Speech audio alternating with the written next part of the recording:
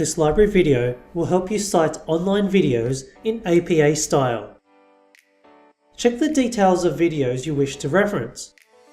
For videos that you have viewed online, you will need to include the author. The person who posted the video is used as the author. Provide their real name followed by their screen name in square brackets.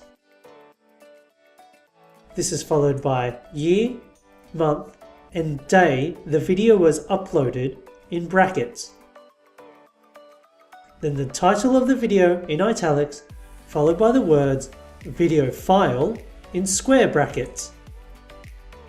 Finish with the words retrieved from and the URL. In your in-text citation, use the author's real surname. Whipping cream and cooled water roux feature in Japanese milk bread. Gambini, 2015. If only the screen name is available, you'll use that as the author.